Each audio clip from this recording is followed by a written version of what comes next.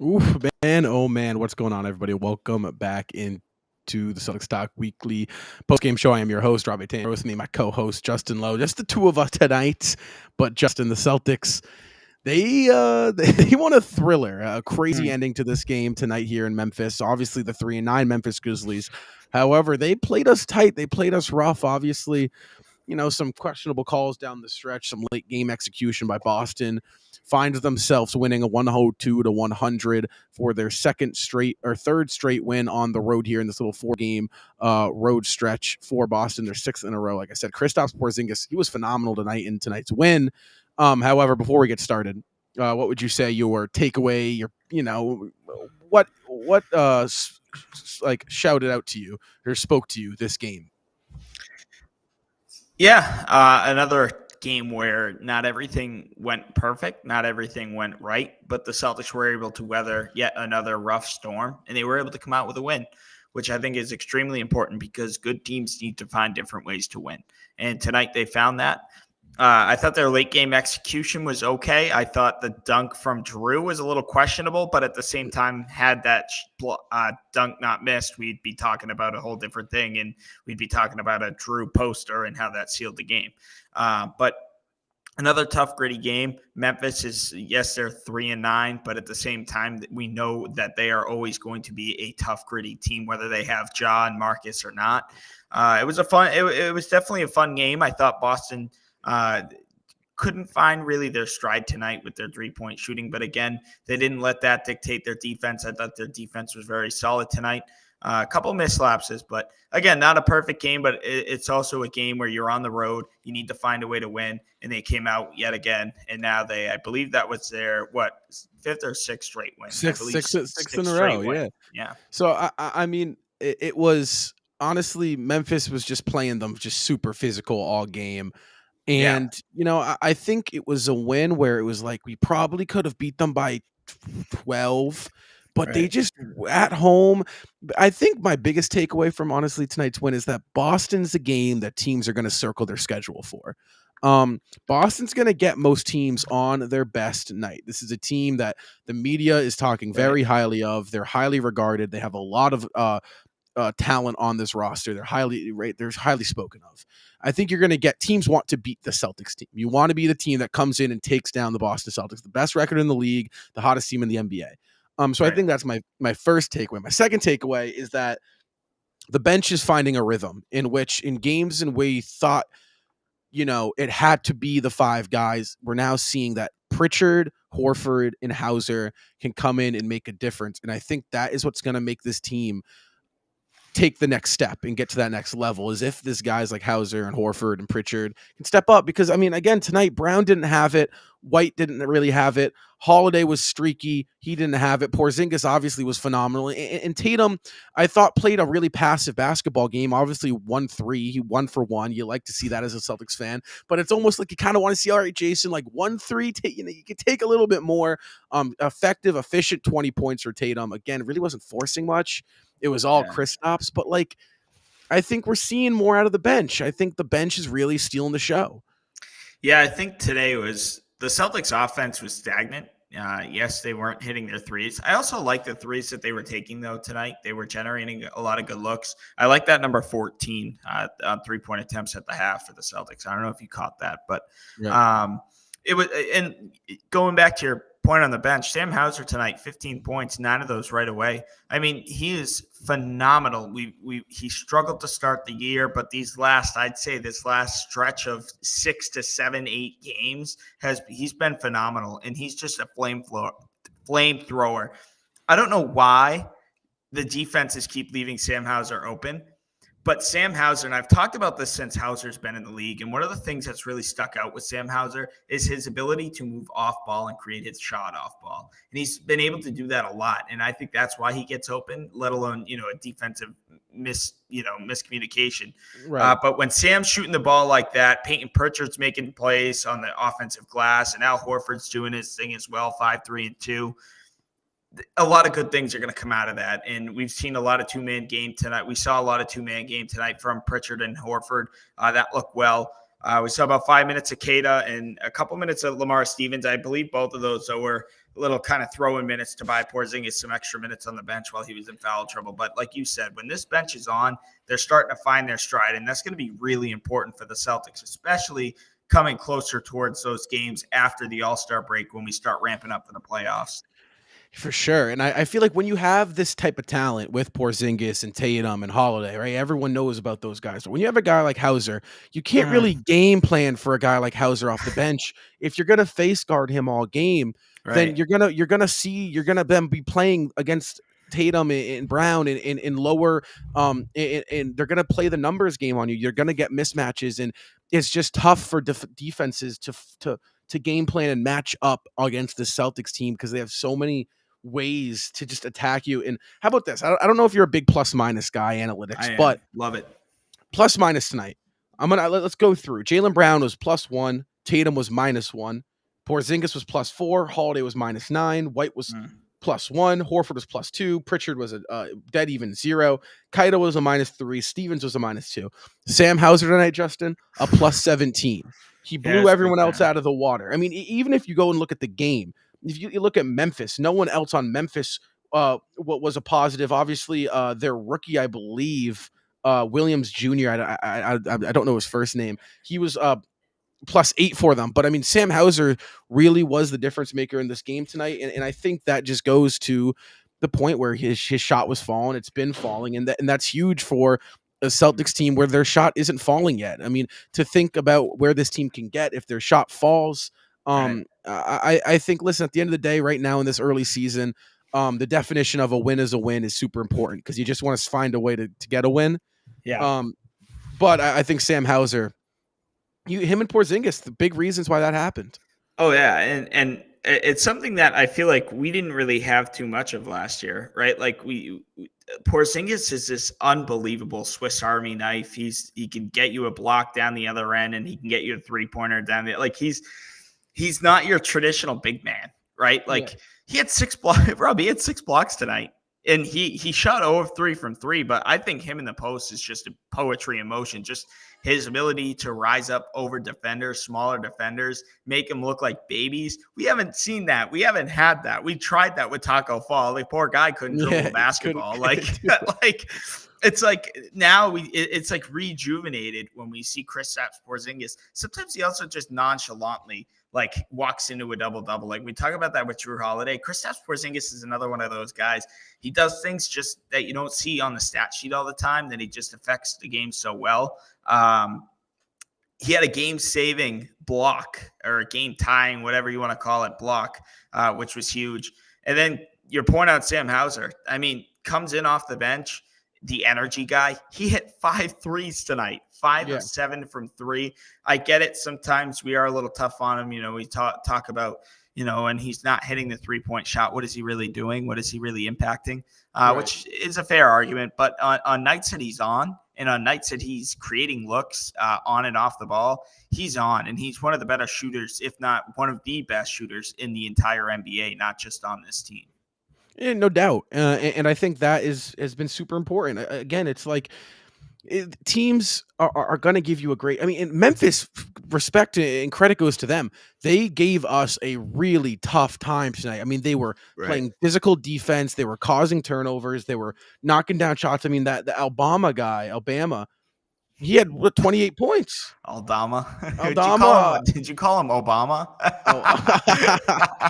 I mean, seriously. I mean, Aldama, had 28 and 12 with 6 assists. I mean, they came to play.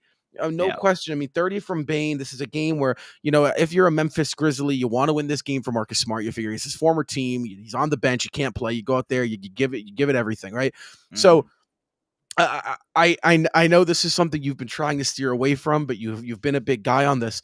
This isn't a game the Celtics win last year. It's not. It's not. In a game in which Brown couldn't get it going, Tatum was just really just. They played a physical, straight double team game on Jason Tatum all game long and said someone else is going to beat us. And that's a game where you probably lose this game by 12, where it slips away at the end when towards the fourth quarter once they get hot. And so I really do think first night of a back-to-back, you got Charlotte tomorrow. I'm interested. I'm excited to see how we respond after. I mean, starters played some heavy minutes, nothing crazy, but 33 from Brown, 35 from Tatum, 33 from Porzingis, and 36 and 34 for Holiday and White, respectfully. So I think it'll be interesting to see how they come out against Charlotte, especially Justin. You know what this reminds? So this reminds me of something. Remember late last year, we had a game against Washington and then Milwaukee. And Milwaukee was this big scheduled game everyone was talking about, and we went into Washington and they wiped the floor with us. Yeah. Go out the following game against Milwaukee, we wiped the floor with Milwaukee. So I'm interested to see how this team with a big key matchup responds in a game in which a back-to-back second night. Boston past 2 years have been super effective, super good on second nights of back-to-backs, but game against Milwaukee, back-to-back on the road. How is this team going to handle that? Are they going to take it seriously? Because this is a game where I'd love to just get it done, right? Get it done by the third. We've seen them do it. Go out there, 3 quarters, really good basketball. Get that lead up to 25 to 27, and just get that second unit playing for the last 7 minutes of that fourth quarter. Get your legs right. Big one back at home for a Thanksgiving game against Milwaukee, right? You got to. Where are you at? Yeah, I mean, I'm at where I'm at, right? Like, I hate comparing this team to last year's team because it quite literally is different here. But at the same time, like, this is a trap game. We know Charlotte has given Boston some runs for their money in the past recent years. But this is a game where Boston, it'll be interesting to see what they do, because last week the Celtics had played a back-to-back, and Horford had rest the first night of a back-to-back and then played the second. Tonight he played. So I'm assuming he'll rest tomorrow. Yeah. I do believe Porzingis tweaked his ankle. We're still kind of waiting on word on that. Anything, if that was anything serious or anything we should be concerned about or not. So it'd be interesting to see how they handle that. And then Jaylen Brown was questionable tonight. And although he looked okay tonight, I wouldn't want Boston to push it with Jaylen Brown, especially this early in the season, especially with all due respect, the Charlotte Hornets as your opponent. It's not like we're going into Milwaukee or Philly or Golden State. We're going into Charlotte, right, on League Pass, right?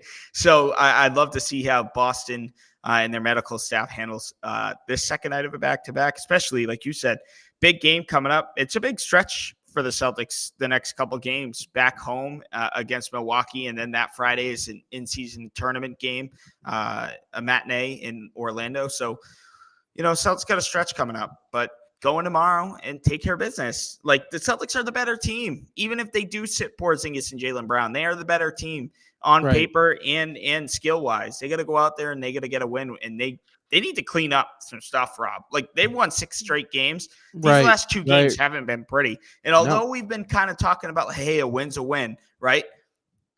Yes, a win is a win, but we're not perfect. We're not this indestructible, picture perfect team. Like, we need to go into Charlotte and we need to go out there and play full 48 minutes, whether we get Luke Cornett minutes in the fourth quarter and O'Shea Brissett minutes or not. We got to go in there and play a full 48-minute game.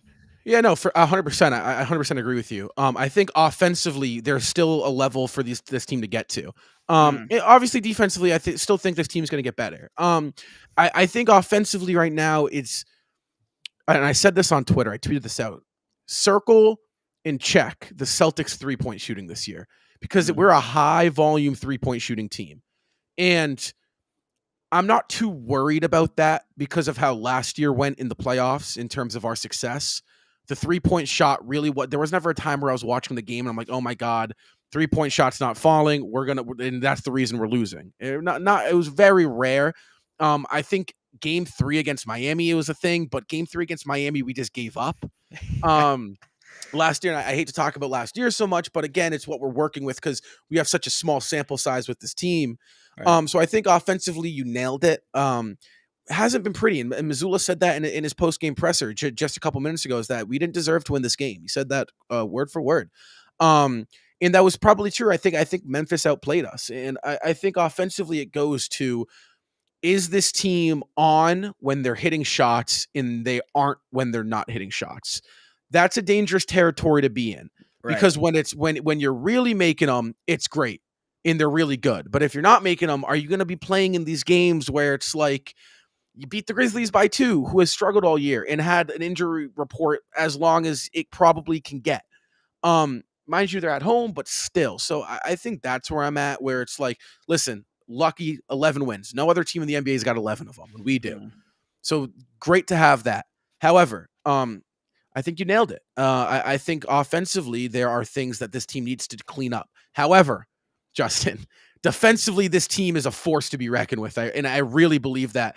To hold Memphis to 100 points on 95 shot attempts is truly, truly something that should not just get looked at, like glazed over. Because I think defensively, defensively, I think we could be looking at a team where 2022 Celtics, Justin, you remember? Defensively, they just kept themselves in the game. If the offense was there, they're blowing them out. If the offense wasn't there, they're still got a shot. And I think maybe we're seeing that identity, that defensive identity seep through with this Celtics team. Yeah, I mean, we heard it all offseason. Jaylen Brown, Jason Tatum want to get first team all defense. They want to make an all defensive team. We have Drew Holiday and Derek White, two of the better perimeter guards in the entire association. And then Kristaps Porzingis, all he has to do is stand in the paint and put his arms up. He doesn't even have to physically block the shot. He just has to stay in the lane and clog it up. Right. This Celtics team, this defense creates offense, right? Like last year, and again, I know, whatever, comparing. But like last year, we saw the Celtics shoot a lot. And if they weren't making it, they let it affect their defense. And, that 100% turned into some pretty poor shooting nights, which would turn into pretty poor defensive nights. This year's a little different. Celtics are kind of playing that. I love the 2-1-2 press that they play, the full court press. Yep. I absolutely love that. And I love that with Peyton Pritchard and Drew Holiday. When they're on the court together, they could pick up 94 feet. That's going to be crucial, especially in the playoffs when the pressure's on. This defense just brings it to new levels, right? And I think off the bench, Al Horford, Sam Hauser is even holding his own on defense. People try to ISO Sam Hauser now, and Hauser is able to stay on his feet. It definitely looked like he worked on his mobility and agility this offseason, but brings his team to new levels. It really does, Rob. I mean, it creates so many fast break opportunities. It creates so many opportunities defensively. The only thing I wish is, and we haven't seen too much of it recently in the past few games, but I don't like to drop coverage too much depending on the player. I don't like. We even ran drop coverage with Udoka in the finals, which against the Warriors is like the one team you probably don't run drop coverage on Steph Curry, right? But other than that, like I can't really pick out these horrendous defensive things with the Celtics in lapses. These guys really seem to have cracked the code defensively. It is only game 13, but they look great. They look very good. We're officially just over the halfway mark where we say, all right, this is where we're going to be at as a team. 25 games, and even still, that 25, we've seen it ourselves as Celtics fans. Sometimes it takes a little bit longer to get into a groove. However, I don't hate where we're at, quite frankly. I like where we're at by any means. So I don't want to sound like that's where I'm at, because I like where we're at. I do think that, again, there's just a couple things we need to clean up. I do think that there's going to be a stretch for this team, like we saw last year, where their shot is they're just on fire. They're just guys aren't missing. We will see a stretch of that, and this team will look very, very unbeatable. But Justin, you said this earlier, and I really like this. This team is not unbeatable. They're not yet. They can get there. Maybe they'll get there, but there's a lot of work to be done in order to get this team to where we need to be. And again, I think it starts with just knocking out and finding ways to win these little games, and then going back into the film room and going back onto the practice court and doing them. And listen, first night of a back in Charlotte tomorrow night, Justin. I mean, then we got a great one against Milwaukee on Wednesday, right before Thanksgiving. So it's a great time to be a Celtics fan. A little bit of a shorter show here, guys, but before we close out, just what you got? Anything, last remarks, anything, any points you want to make before we see Charlotte tomorrow night? Yeah, I want the Celtics to clean up their offense. It doesn't just mean actually make their shots. Jason Tatum had 8 turnovers tonight. I understand he had 8 turnovers tonight, and I understand I understand that a lot of those offensive foul calls count as turnovers, and a lot of those offensive calls are kind of BS. I'm not going to lie. I hate to complain about the refs, especially in the They were win, terrible. They were both sides. They were just horrendous. Both sides, they were terrible. So NBA Adam Silver, if you're watching Celtics Talk Weekly, fix that. But yeah, clean it up, because Charlotte is a team where they're very explosive. They love to push the ball. I also want to see the Celtics. I don't want to see this whole walking the ball up the court thing. I want to see the Celtics continue to push the pace. I want the Celtics to control the pace tomorrow night. I know it's the second night of a back-to-back. It's the last game of a road trip where teams kind of drop their shoulders and we're finally going to get to go home, sleep in our own beds. Can't wait to get in the bed. Right. Yep. Don't do that, right? Do not do that. You want to ride into this Milwaukee game with a lot of momentum, right? So go out there, get a win, second night of a back-to-back, close out the road trip going 4-0, although a 3-1 road trip would be pretty sweet as well. 4-0 would be even sweeter. And get it done. Let's get Al Horford. Let's get Jason Tatum. Let's get Robert Williams. Kristaps Porzingis, Jaylen Brown. Let's get all those guys some rest in the fourth quarter, even if it is just 7 minutes. Let's get these guys rested and healthy to play. What is it? Wednesday night against Milwaukee. Wednesday at night home against Milwaukee. Yeah, get to the basket early. When we started off this season with that little win streak against Indiana, we were getting to the basket early. The 3-point shot will, no question, open up if you can get downhill and get the first couple baskets. You can get to the free throw line. You can get your form down. Your legs get a little bit warm. The flow of the game will set in. Yeah. I really want to see the Celtics do that, because I've seen them do it. And when they do it, it's night and day. Their shot throughout the course of the game is just on. When they just wait a little bit, they get to the basket, they get downhill, they put pressure on the defensive side, and the outside opens up. I really want to see that. And then again, you're right. Get the job done. Listen, you got one more game on a homestand. You have an opportunity to go 4 in a row, to push this winning streak to 7 with Milwaukee at home for Thanksgiving. You get to spend Thanksgiving with your family. There's a lot to look forward to for that Wednesday game.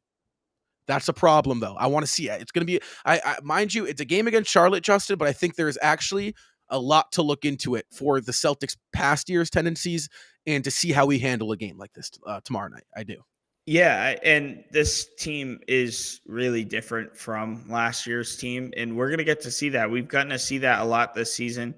Right. I want to see that tomorrow. I want to see how different we are, no matter what the injury report looks like, no matter if Hal and Kristaps and Jaylen play or not. I want to see what this team is made of. And if those guys don't play tomorrow, it's going to be a really good opportunity for guys like O'Shea Brissett, Peyton Pritchard, Sam Hauser, even throw in Luke Cornett, who hasn't seen minutes in the last few games. So I'm really going to look forward to the bench again, producing, staying consistent, because the Celtics bench has had their fair share of good games, but they're just now starting to find their rhythm. I want to see that rhythm be consistent, especially now that we're heading into, we're getting a quarter of the way through the season now. So, it is still early, but, I want to see consistency from the bench just as much as I want to see consistency of our top 6 guys. No question. Listen, guys, tonight is the definition of a win is a win. The Boston Celtics picked up a 102-100 win on the road in Memphis. They got to see their fellow face, Marcus Smart, a little there. You saw Jason Tatum and Jaylen Brown